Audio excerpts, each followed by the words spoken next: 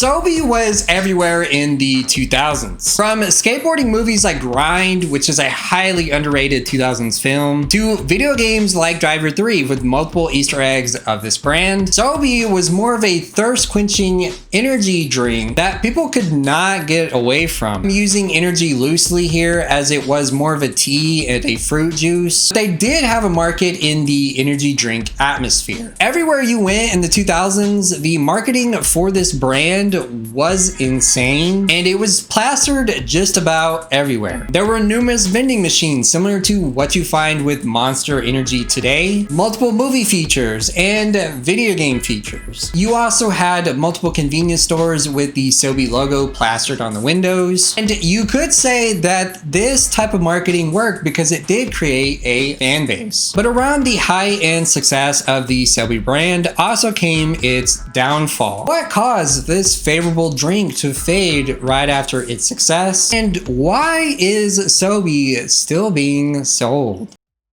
SoBe would dominate the beverage industry in the early, mid, and late 2000s. Its crazy marketing stunts with a radical lizard and its use of thicker glass bottles would make it different but appealing compared to other brands similar to BFC with Monster Energy. And I keep bringing up Monster, which I'll get into later in this video. It seemed like SoBe could not be stopped in the 2000s and would become the next leading soft drink. SoBe, abbreviated for South Beach Beverage Company, was started in the mid-90s by one founder, John Bello, and a few others. The first SoBe product to hit the market was a tea that was packed with ginseng and guarana, which can be found in most mainstream energy drinks today, bringing it popularity and sparking attention with PepsiCo. The use of a girthy glass bottle would also be the focal point of Pepsi acquiring the SoBe brand in late 2000 and early 2001. You could say that SoBe was one of the brands to create the industry we have today in energy drinks. Just take a look at Logan Paul and KSI with their brand Prime, and you will see the similarity with marketing. After SoBe was purchased by Pepsi, the brand would take off due to the marketing team that Pepsi had at its disposal. But it wasn't just the marketing that this little lizard would give us, as it would create a fan base with great taste.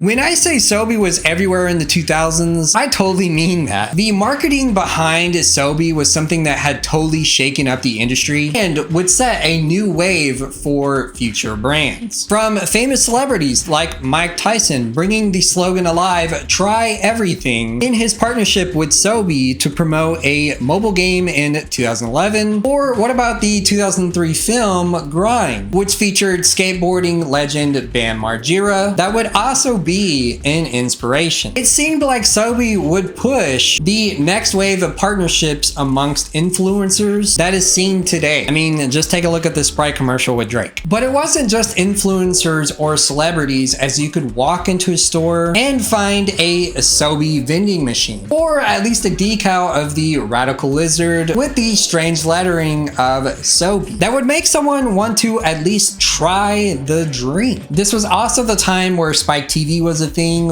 which also helped promote energy drink brands during commercial runs. The SoBe brand purchase with Pepsi really put it on top, but at the height of SoBe's success would be its downfall after the 2010s.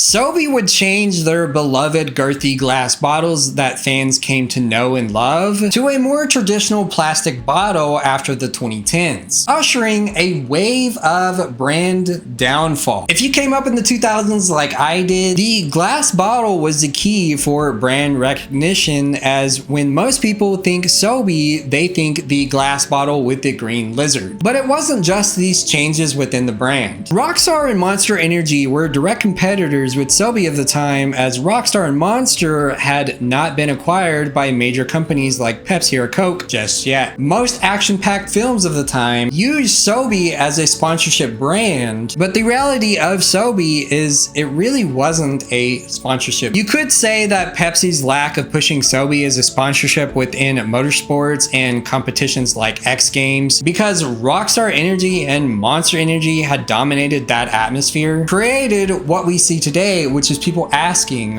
where did SoBe go? Around the time that SoBe changed the bottle, Monster Energy would also release its own line of bottles that were similar in shape and size. This would lead consumers to no longer think about the green lizard and start thinking about the green monster claws. Now, if you came from this time period like I did, there was a big shift in the energy drink marketplace, no thanks to Red Bull. But after the 2010s, SoBe would fade. What the kicker is with this brand is you can still find SoBe drinks to this day, which is interesting that Pepsi hasn't dropped the brand totally. You could also say that SoBe created the foundation that Rockstar sits on now.